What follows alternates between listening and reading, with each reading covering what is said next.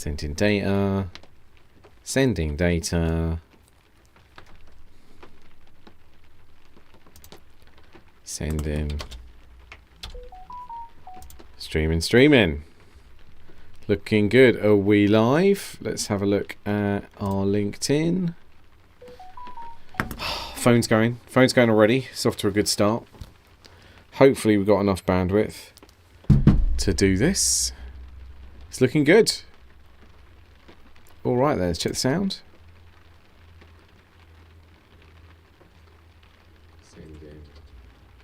Good. Do you know what? There has to be a better way to do that initial bit because it really does not. So, welcome to what is apparently a Sunday morning. So I set a really strict goal for myself that I was going to do these on Friday nights because by the time I get to a Friday evening, everything's kind of done. No one expects anything from me. Just between the hours of 7 and 8 o'clock, I can easily jump on here and do this. So I didn't manage to do it Friday night. And then the backup is Saturday morning, but I went out Saturday, so I didn't, unusually. So I get to do it then. Too tired to do it Saturday evening, didn't do it then. So here we are on Sunday morning. So welcome to a Sunday, rainy and cold Sunday morning. So some of you may know that I have a shed in my garden where I have my studio set up, and it looks really nice, but I think it looks really nice in terms of the bits that you can see, but it's a shed. And I've had the heater on in here for an hour and a half this morning trying to warm it up, and it's still quite cold. Ironically, it's quite warm over in the bit of the shed where the heater is, but I could really do with either a blanket or a small fan heater down by my feet, which I don't have. So anyway, what are we going to talk about today? So it's been a bit of a quiet week, actually. I think it's been...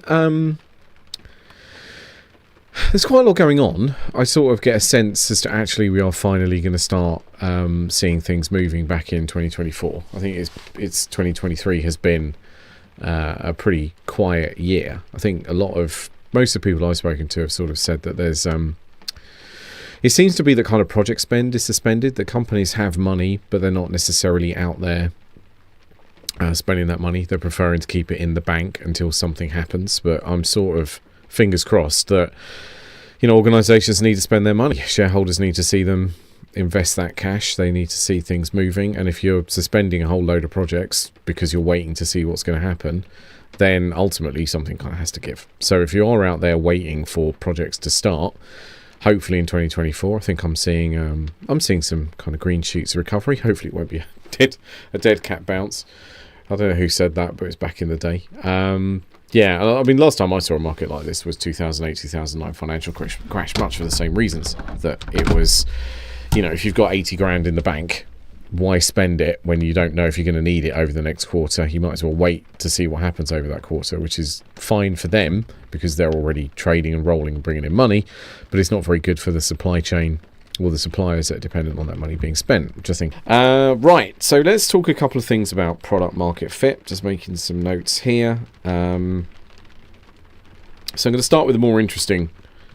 Look, they're both interesting. Both these topics on product market fit, they're both fascinating, right? They're certainly not implying that one of them's more interesting than the other one. But the more interesting one is, I had no idea about the original Walkman. Now, I'm a big fan of retro computing and retro hi-fi and stereo stuff, and there's someone on YouTube called Techmoan who's got a lot of followers, so there's a good chance you know him or have seen his stuff, but he is really interested in older kind of hi-fi stuff from when he was a kid. So he's like in his early 50s, I think. So this is kind of like the stuff that he used to go and see when he was in Dixon's High Street in the 80s, etc. Anyway, one of the things he was talking about was the original Walkman. And this video's just gone up, but I'm gonna riff on it. It's worth going to watch it if you want, because his videos are very entertaining. You don't get 1.2 million followers not being entertaining, he says, with 35 followers. Or 35 subs on YouTube. So the original Sony Sony had this idea that they wanted to know if people would buy a portable stereo music player. So they want or a cassette player. But they had already made a recorder. So they'd already made this small box that you put a cassette into, put some batteries into.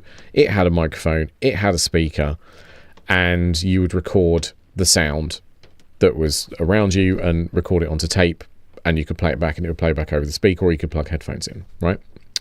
But it was a mono device. So Sony, when they were not sure whether there would be product market fit for the original Walkman, they took this original device, which was, I can't remember what it was. Sony's got terrible model names anyway, but it was kind of whatever this recorder device was. They made it stereo. They took the speaker off, probably to make it lighter or cheaper, and used that as their MVP to see whether there was product market fit. So, but they did very minimal investment, and they genuinely did make a minimal product to see whether the idea was viable. Even to the extent that on the original Walkman, you don't have a volume knob because no one made a stereo volume control that small, right? So, and again, this is all Matt on his Tech Main sort of saying this, so I'm just riffing off that. But what they were able to do is they were able to make sliders, mono left and right sliders, which are about the same size. So on the side of the original Walkman, you have two sliders, one for left, one for right, that you can kind of use. And they said, oh, well, this is like a balance control. But actually what it was the fact that they had not gone to the R&D and the manufacturing problem of making this stereo volume wheel. So this whole thing was an MVP, and they put it out to the market, and obviously we know the Walkman was like a crazy big smash hit. And then they were like, okay, now that we've proven there's a market for this, now that we have PMF ridiculously, we're going to go and build the one we want. And so the next version of the Walkman that came along was a genuine from the ground up. And their design from that was they wanted it to be roughly the same size as the cassette case, the box for a cassette. So it's like a little bit, if you put it vertically, it's a little bit shorter, but a little bit wider and quite a lot thicker. But roughly speaking, that's what they did. And yeah, so they found product market fit by taking the existing product, cannibalizing it, putting some other parts together that they had, and off they went. And we all know that worked really well. And that is a really solid example of minimum viable product thinking. To come back to my favourite old man shouting at traffic argument, that was a real product. You could actually use it as a Walkman. It wasn't them walking, no pun intended. It wasn't them going up to people in the street and saying, hey, would you want to go roller skating with a portable cassette music player with headphones? They made it and they put it out into the market, so it's a real product. It wasn't a prototype. Insofar as how we're... This idea that I spoke about on the last live and go on about all the time, the MVP versus the minimum marketable product. So, the next topic on product market fit is sort of, it's a bit of a personal experience, and yeah, it is a personal experience, and it's kind of, I wanted to talk about the fact that you can, I don't want to sound arrogant the way that I kind of am going to put this, but yeah, I'm probably not going to be great at not coming across as being a bit arrogant, because I don't want to say, look, I've had this great idea, but this is okay, I'm going to do a kind of a behind the curtains, this is how founders think. Some months ago, I came across this idea that I think is a really, really solid idea, and I can't find product market fit for it. And it's sort of interesting because my reaction all the time when I'm thinking about this is that I'm right and the market is wrong, which is sort of how you can get tunnel visioned in this whole kind of like, I'm right about this, I've got, everyone else is getting this wrong. So let me describe what the problem is. So some of you, and it's not a particularly technical thing, so it's kind of logically easy to understand.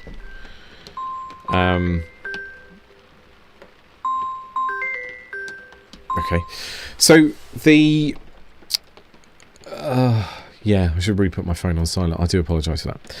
So I am, if you've seen any of my content, you'll know that I'm kind of, there's a kind of a thesis that I talk about a lot, which is the idea that founders will get burnt when they try and outsource their MVP to a software agency that specifically is not designed to deal with how startups operate. And a lot of startups will end up going to India. And in my head, this idea is kind of focused on Indian software houses and outshoring and outstaffing and outsourcing businesses. But this kind of applies to any outshore stuff. So when I talk in this blurb about India, it's because it's kind of from a marketing perspective, we're specifically looking at that one market. But this could equally apply to Thailand or the Philippines or Poland or Brazil or wherever. So,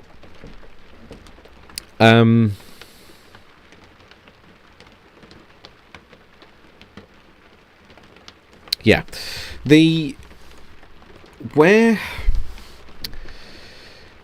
one of the big problems IT service businesses generally have is that they are very bad at marketing. This is a general truth that businesses will come and go, we have got this product, we have these features, we are very product led, very kind of like we the company led, we think you should buy this, and they don't resonate well, they don't talk to the customers where they are, and they and as a result of that they end up not having marketing that lands. So, for example, in my LinkedIn direct messages each month, I receive between about 40 and 80 cold outreach messages. I had one this morning, actually, per day, of people trying to sell me outsourced software services from India. And they always look the same. They're always like, we do Laravel or PHP or React Native, and we've got clients which are small, and we've got a couple of FTSE 100 clients, and we can do it for you, and blah blah blah blah blah. And they are all the same, and they all are completely. There's no differentiation. There's no USP. There's no focus, and the only technique that they employ in order to sell in from. And again, I'm going to talk specifically about India, but you can replace India with any kind of country that is trying to sell into the UK. All they do is they just do LinkedIn, direct mail, spray and pray spam messages on the off chance that someone picks it up. Now, I've got a book coming out next month about how to buy complex software systems, because one of my special interest is that I'm fascinated in the business of software. I like how people commission software to be built for their businesses is kind of like my thing. It's my vocation. And so many people buy software in the UK buy software from India. It kind of like is really interesting. But all these service businesses are doing is constantly spamming the same message. And they're constantly spamming the same message at the same people, because realistically, in order to land that sort of project, if you're going to have any form of segmentation at all, the only thing you can land is decision maker.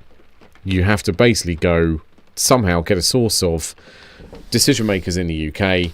You have every service business in India, and all that's happening is these messages are coming in all the time. That's the only technique they have, which is why there's so many of them received, because every organization in India is just going through the same list continuously, but all that's happening is the same people are being messaged continuously as well, right? But there is a market need here, because businesses in the UK should be outsourcing their software. If you know how to outsource software, it makes a lot of sense. Something said, I haven't validated this fact, but someone said to me on a call this week that in India, the universities there create 2 million computer science graduates per year. That is 2 million people emerging from university with a vocational skill in being able to, or one step away from having a vocational skill from being able to develop software. 2 million people.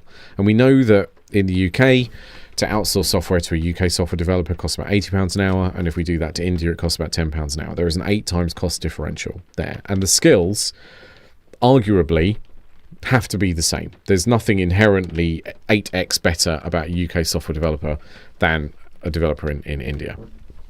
So UK businesses, if they can learn how to do it effectively, should be importing skills from overseas to do that work, right? There is a market there.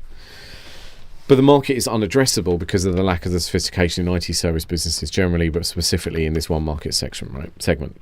So it therefore makes sense that there is a product to go to IT service businesses in India and say, you are trying to sell into the UK, and here is what you are doing wrong in that process. Like UK decision makers, if they if you are the chief operations officer of a transportation and warehousing business in the Midlands, and you're getting spammed by software development companies in India, your reaction is going to be, at best, ignore/delete the messages, at worst, report them as spam, right? You are never picking up on those messages. The only way that those services are ever commissioned is if you have someone who is, if you're able to say to a friend or a colleague, we do want to do a software project, can you go and find, do you know of anyone that you've worked with overseas who we can buy that service from, in which case they will then shoehorn that, they will then bring that service in. But if you are based over in Mumbai or Bangalore or Gujarat or whatever, and you're saying to dear, you have a much better message. You've got the persona down, you've got the messaging down, and you've got the position down, you've got the messaging down. So you can say to your COO in the mid-market transportation business in the Midlands, these are the challenges. These are the challenges that we think people like you have, and this is how we've helped them. Create some resonance, create like an irresistible offer, or an offer that doesn't take too much to put your hand up, which is like, do you want to come to a webinar, or do you want to download an ebook, etc. You may think these kind of techniques that people use in this more sophisticated measure of outbound is kind of a bit crappy, but fundamentally it does work, and it works an awful lot better than just spamming people, right? So you should be able to land an irresistible message if you get the targeting right. And then if you've got that message right, if you have someone in the UK who's able to go as a local sales office and say, don't worry about the fact you've got to commission this business you've never heard of. We're based in the UK. We understand your business. I can drive up to Coventry or Leicester or whatever, and we can go and get a coffee, and we can go meet the team. We can go through the stuff, and we can do the proper discovery. And then we know that we worked with this team before, and there is that kind of liaison bit. It stops everything being so cold. There should be a product there. You should be able to go to an IT service in India and say, we will charge you X amount to do this brand, this discovery piece and this formulation of your irresistible front end offer. We'll charge you X a month for doing your done for you marketing, taking people who are picking up the offer and then putting it into a funnel and nurturing them. And then when you do have leads come out, we should be able to go and close them, and we should close them with a multiple times better opportunity than you. So for me as a founder trying to sell that service, I believe in it. I believe there is a market there. I can't prove there is. I can't find the fit. The reason why I can't find the fit is every time I have a conversation, and I've been doing this for a while, every time I have a conversation with one of these agencies, the conversation goes exactly the same way, which is, in order for us to have the discovery meeting, they have to have kind of picked up the offer. So I've explained the offer, they pick it up. And the reason I'm going on about this is because this, as a founder, this is exactly this is a different product, but this is exactly the process. And sometimes you can just get stymied, and you have to decide whether it's going to work or not. And that's the sort of the point I'm at with this problem. They've picked it up enough to have a course. They know the general shape, and you go through it, and they say it's sensible. And at some point in the call, they will say to you, this is universal. They will say to you, yeah, but we just want leads. And I'm like, right, I know you want leads. I know you want this as a lead gen activity, but where are you going to get those leads from? And they will then say, well, you're a CTO, right? Surely you know clients who've got projects who want work done. You can give it to us. And then I'm like, hang on, the reason why this gets really kind of stupid is because every CTO in the UK or CIO or every technical decision maker in the UK is being asked by the same set of IT outsourcing businesses. So they're really doing two activities. They are constantly spamming anyone who's at a decision maker level they think will pick their service up. But they're also trying to quote unquote nurture a network of CTOs and CIOs within the UK on the basis that those CTOs and CIOs will identify projects and pass them over back to this services business. But it's like CIOs and CTOs don't have that commercial interest in that, right? when you're at C level, you have to have a commercial interest, commercial understanding in business operations. You absolutely do, but you are not a sales channel partner. You do not, as a CTO, does not understand what that is, which is actually it's a channel resales opportunity, because all these people are selling at a discount. Where if you, the CTO is likely to be getting a kickback on any of those referrals, and that kickback will be about 10 or 15%, and that it's between you and you know, it's up to you to decide if you want that or if you want to dig into that. But that is what is happening, unless you trust the person, unless the person has been in your business for like 10 years and they've got a bit, like if this is someone relatively cold and they're referring someone over, they're getting a fee. They are definitely getting a finder's fee. So the conversation goes, we've got this really nice offer that you're going to have to put some investment in. It is going to cost you money. It's going to cost you money, but it's going to level you up. It's going to take you from a bronze standard of crappy outbound marketing, and it's going to put you at a silver standard where you're more likely to get leads, and then it's going to put you at a gold standard of sales, because we know that we can go in and we can close these deals for you. And the university come back and say, we just want you to tell us when you've got a project and we'll give you 10 or 15%. So it's, and I'm trying to, you end up, when you're trying to explain to a customer what they should be doing, you've lost from a sales perspective. There is no sale there anymore. So you sort of will say to them, all you're doing now is asking these, you say to a CTO, you've got this offer. The CTO says to you, like in early December, oh yeah, no, that makes sense. Yeah, that's good. Yeah, if I get a project, I'll pass it on. If they don't have a project at the time, they might file it. But you know what? 2 weeks later, someone else is going to come in. A different firm is going to come in and make exactly the same offer. And then they're top of mind. So all that's happening now is that however many thousands of CTOs are in the UK, they're all agreeing to send projects over to the last outsourced shop that messaged them for the same percentage for the same product. Unless, and as a CTO, I should clarify this really, that's not, it isn't being done in that kind of mechanical mercenary way.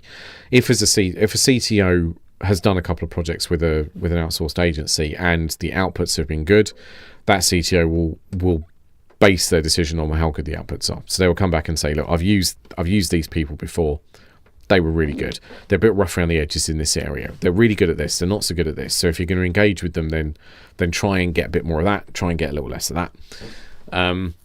But they will keep passing stuff back. And again, if you talk to these outsourcing agencies out in India or wherever, they will say, when you sort of challenge them and say, but that is not sustainable, they come back and say, well, yeah, it is sustainable because we've got 3 people out in the UK. They're always passing us projects. But every software agency has 2 or 3 people in the UK passing them projects, and they're all exactly the same. So what is the moral of this story? Yeah, hopefully that wasn't too boring. So the moral of the story is that I know that this is a great idea. I know there is a business here. I know there is a need for it. But the market is telling me that it doesn't understand it. And if the market is telling you it doesn't understand what the offer is, there is no business. Because somebody has to want to pick it up. Somebody fundamentally has to want to, this is stuff I talk about a lot, that in order to know that you've got traction, you need to be able to issue invoices with a reasonable expectation of those invoices being paid. And that is not what is happening in this situation. It's like people are nodding along and they are happy, and then they go back to this is what we're doing in a minute and this works. And largely it is working for them. If you can, it's quite easy to establish a software house in India that will make $500,000 a year. And that's the level that they're at. And then it's very difficult to kind of break away from the gravity of that or get past that membrane of $500,000 and get up to your $2 million plus. And in order to do that, there has to be some extraordinary event going on in that business, but there isn't. But these businesses kind of tick along doing it without. So the moral of the story is that, there's sort of 2 ways that I could deal with this as an entrepreneur. I could keep going at it, and I could be like, there is such a market here, there is such a need, and we can create such value, and we can earn decent profit out of it. Or effectively, the market doesn't understand this. So we're just not going to do it. Practically, the market doesn't understand it. So what were we doing? They are the only two prepared topics that I have got this morning. So I'm going to look at my TikTok and see what we could talk about for the next 20 minutes. What could we talk about for the next 20 minutes? Yeah, look, I've had 3 months of being really disciplined about doing the shorts every day, and this week I've had unusually. In fact, I haven't even got a video out over the past couple of weeks. I've been really busy with.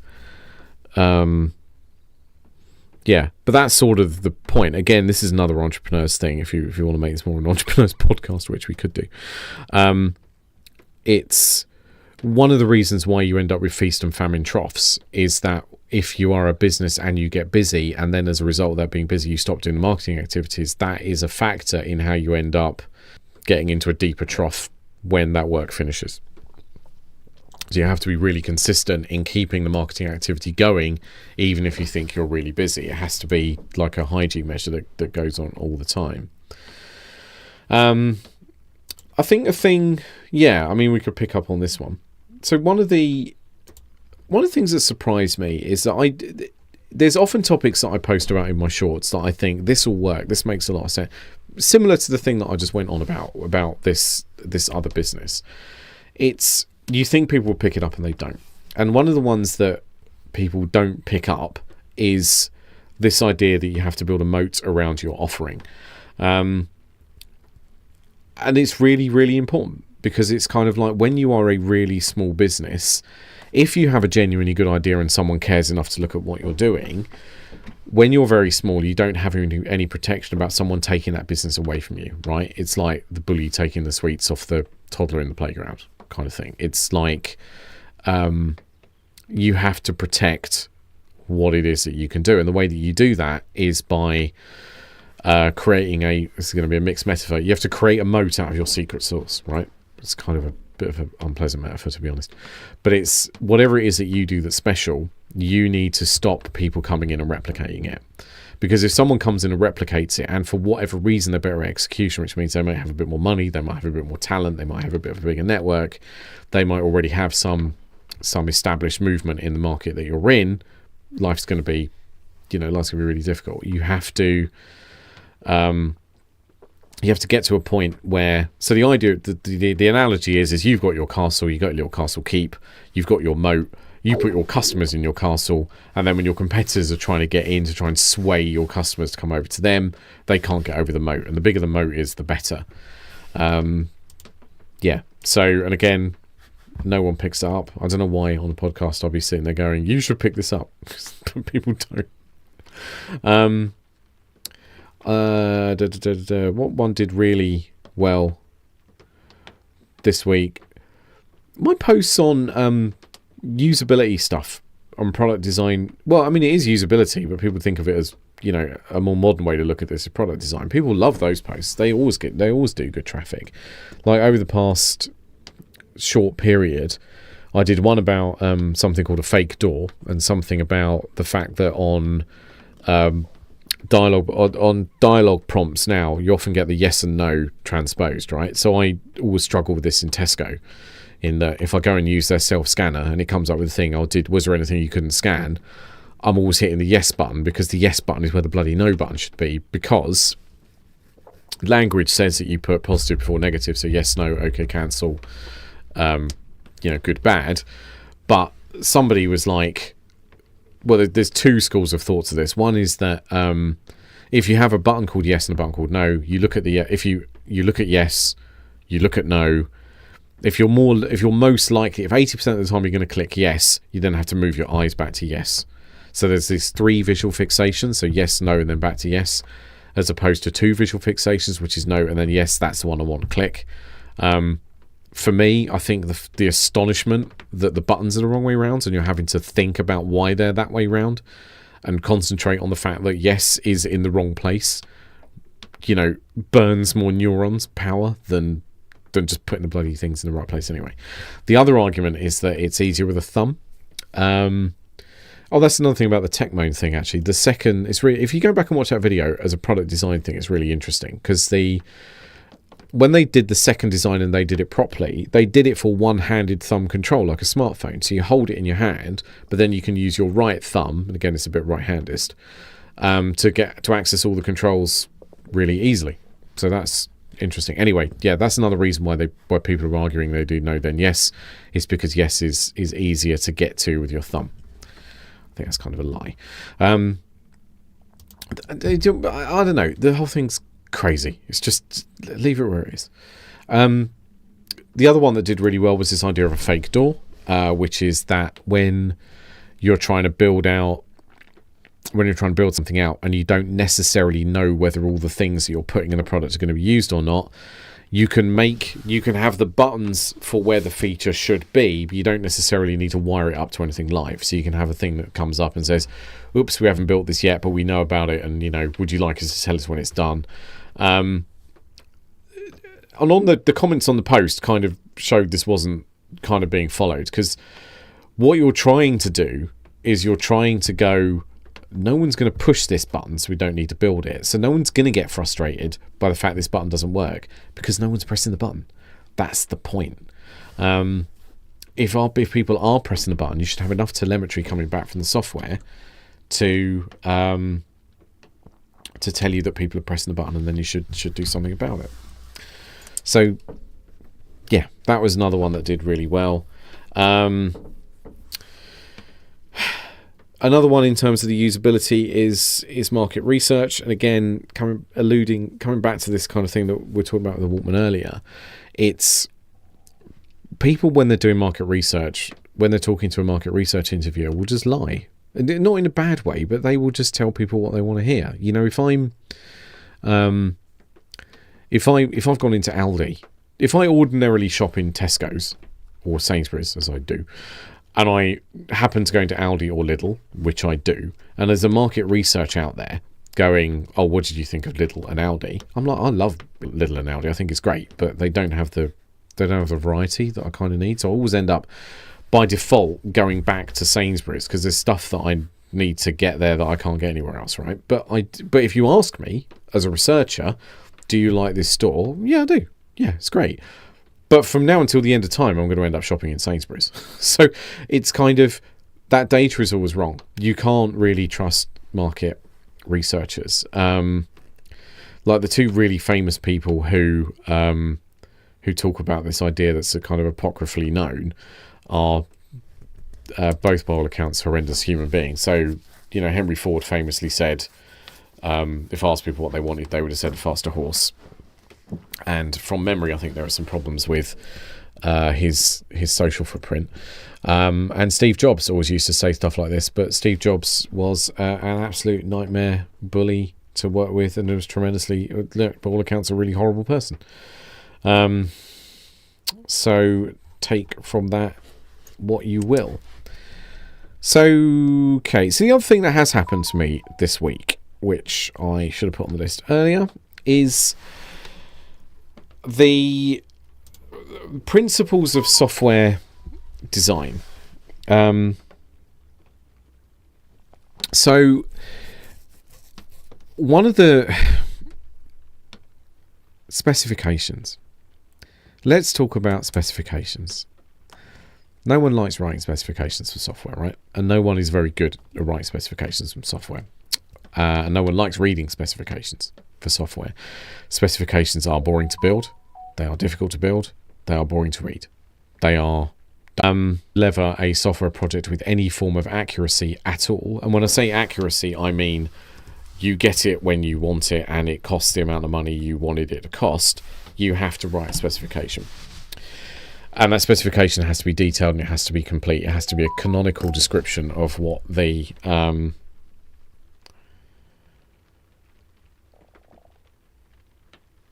okay, whatever. Sorry. It has to be canonical description, whatever it is you're trying to build. So this creates a certain pressure when it comes to delivering. If you're working with a software, sorry.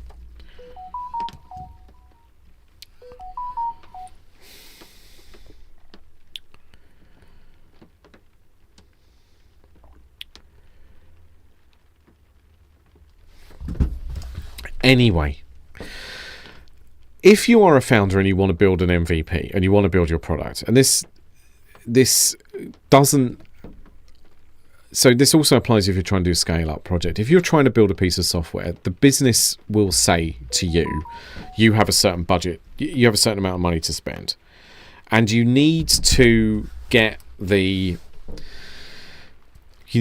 project delivered for the amount of money that you have in the bank. Now, there is a certain price sensitivity that comes into play when you are smaller, because if you're smaller and less resourced, you've got less cash, you are much more sensitive about price than if you're a bit larger.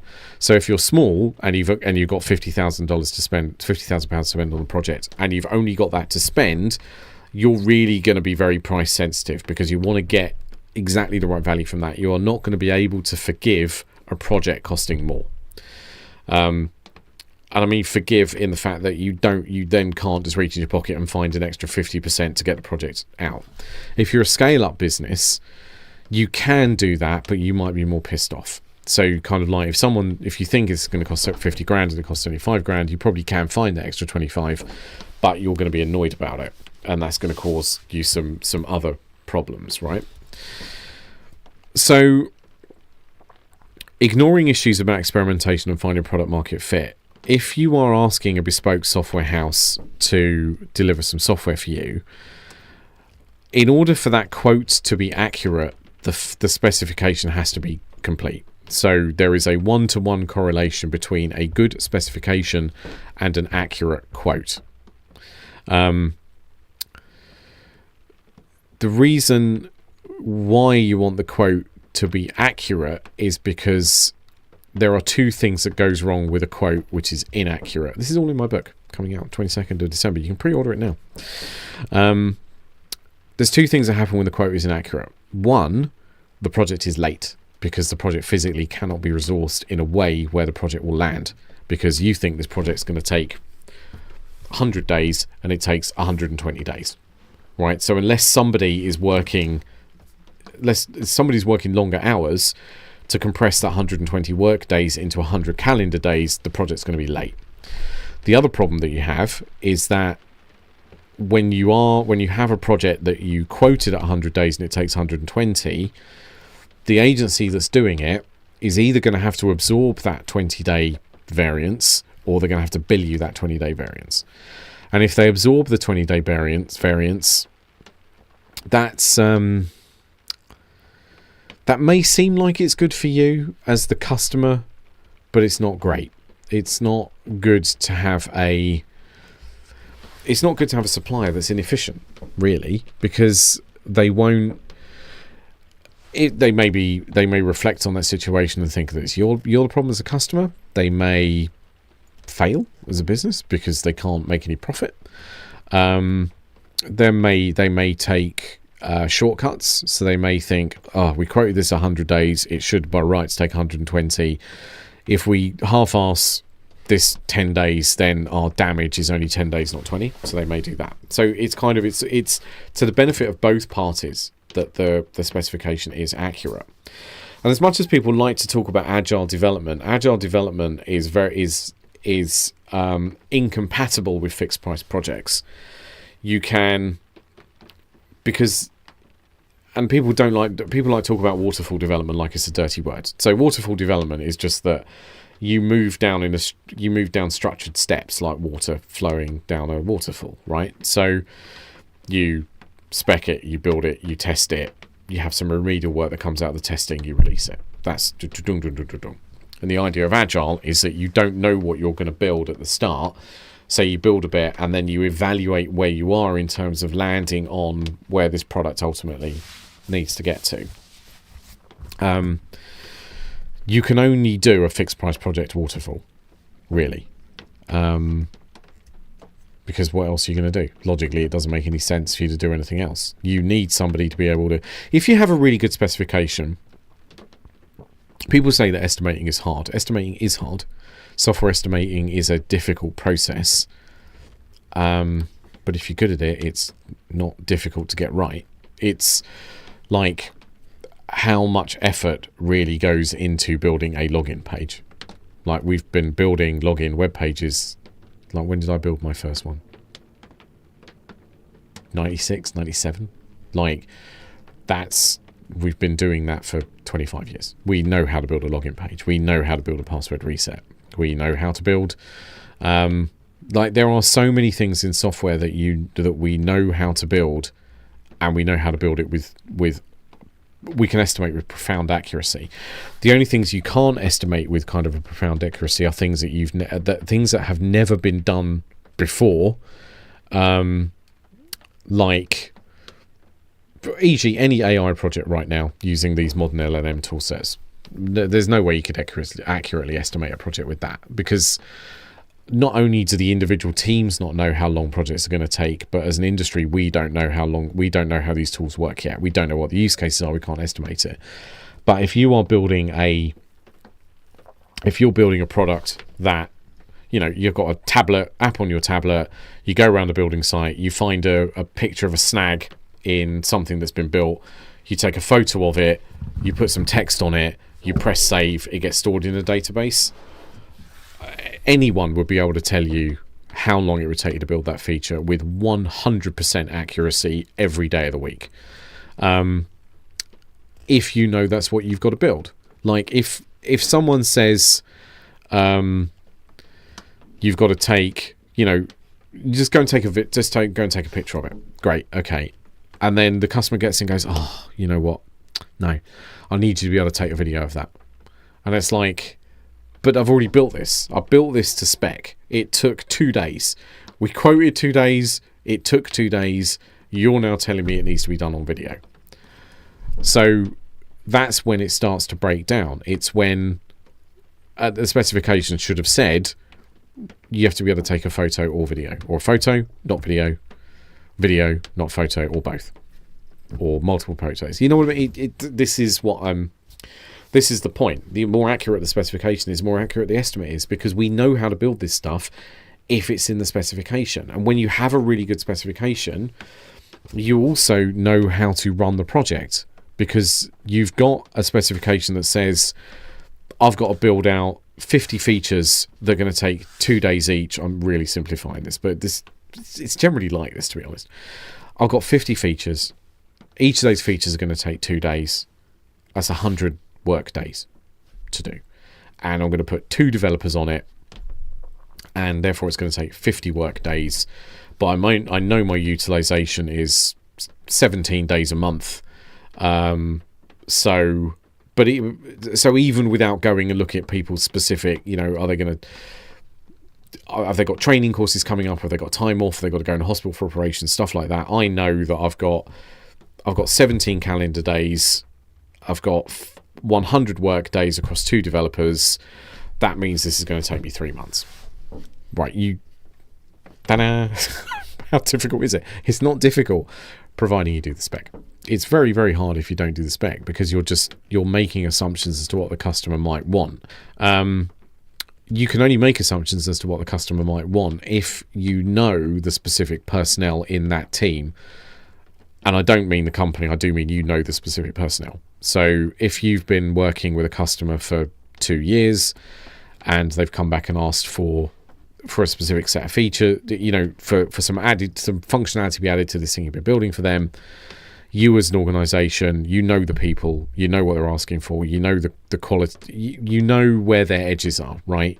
So you kind of like, well, Alice is always really accurate at what she asks for. I know that I don't need to go back and ask Alice a whole bunch of questions. But Bob's always doing me dirty. Bob is always asking for something and then changing his mind. So I'm going to put a little bit more pressure on Bob before I start this to really work this through, right? You know that because you know the customer. Well, if you don't know the customer, their behavior could be all over the map, and their behavior will dictate how the project runs. But you can ameliorate that by having a specification, unless the customers unless one of the customer's behaviors that you don't know yet is that they don't read specifications, and that can happen as well. So it can legitimately be you synthesize this amazing specification that has all of the details in it, is beautifully and accurately estimable. This thing's going to take 100 days, but the customer signs the spec and doesn't read it. So that is That's a commercial problem. But I mean, hang on, I'm looking at this from the wrong side. That's you. So what I'm trying to say is, as a founder, you need to read the spec. So the best thing to do is, writing a specification is a very technical discipline. So you need to do it hand in glove with somebody who does know how to write a specification and can provide for you a good one, because the quality of the specification you're running a project on is going to have a direct impact on how successful that project is. As a founder, if you absolutely only have one sum of money, let's say you've got 50 grand, you're never going to see any more, you have to have it work. Whether what gets delivered has product market fit or not, if you need it on time and you need it to come in at that £50,000 and no one's coming back and asking you to find an extra 10 grand, 5 grand or whatever, it has to be good. And in order to do that, you will need to get someone to write a specification for you. This creates another kind of problem in that the neatest way to do this is to ask the software agency to write the spec. Two problems for you as a founder. One, you need to know what a good spec looks like, because they may come back and present you with a spec, but if you've never seen one before, they may present you with a pile of dog crap and you sit there and go, I've got my spec now, fantastic, but actually it's poorly done. And the other problem is that if you are asking the agency to build your specification for you, by default you are selecting the agency to do the work, because from the supplier's point of view, if they're spending a lot of time in your business, you will learn to trust them. The fact that you are going through this process where they are exploring your needs for what this software should do with them, you will start to learn that you will start to believe that they will deliver what you want, because you're building up trust. The person that's in there is going to be good at convincing you that they can do the project. Over time, this makes sense because the supplier is going to get better at selling to you in order that their business grows. Right? Businesses that are successful and are growing are ones which are good at accessing their market, and that means they need to convince you they know what to do. They convince you that they know what they're doing. So one of the things that you absolutely should do is, even if you are desperately in love with the supplier and absolutely want to work with them, and you are literally desperate to start shoving £50 notes in their hands, you have to take the spec and give it to somebody else. You have to get a second quote. Strategically, you need to have a way to back out. That also kind of means that you need to have a way of backing out the commercials as well. Any supplier that you select for, I'm kicking myself because I didn't put this in my book and I should have done. You will go through a process of selecting a big ticket supplier, and this sort of project is expensive, right? £50,000 is a lot of money. 100 grand is a lot of money. Like, even if you're a big business, that is a big spend. And you need to be able to have some way of detecting whether you've made a critical failure in your selection and backing it off to somebody else as well. But anyway, right, before you commission the work, take the spec that they've given you and get somebody else to quote against it as well, and see whether they are aligned. So ideally what you want is them to look at the spec and go, thank you for spending the spec over. Thank you for burning half a day of one of our account execs or technical account executives' time looking at a project we're never going to win. But no, this looks the same. It could come back and they go, an idea, if it is crap, what the first company has done, they should come back and go, you know what, I genuinely don't like this. You've got some problems here. But really what you want is there to be some alignment, so you kind of sanity check it. And then, that is the company that you have in your back pocket if there is some sort of critical failure and you need to shift. So in summary, specifications are really important. You need to have a spec. And Agile doesn't work for fixed price projects. In order to have an Agile outsourced project, you need to say, we want to spend £4,000, £5,000 a month, and we want to do that for about a year. So we want to spend about 48 and 60,000. We think we are going to be able to get that much product for this, and we think that's going to open up this much commercial opportunities, and we think that's going to have this this effect on our bottom line. But if you're doing agile, you don't know what you're going to get. You have to have a trust for the team. You have to have a trust for the team. To an extent, you probably... It wouldn't be a good move to say to a... Yeah, you need to... The spec is required for a fixed price project. If you don't have a spec, you don't have a fixed price project. You will have best endeavours, but more than best endeavours, right? It's not Weaselword's best endeavours where you're not going to get it. It's kind of, they are going to try their best to land this for you. Anyway, that's all I've got to say this morning. Thanks very much for coming along and listening. Hope it was singularly fascinating. I'll catch you next time.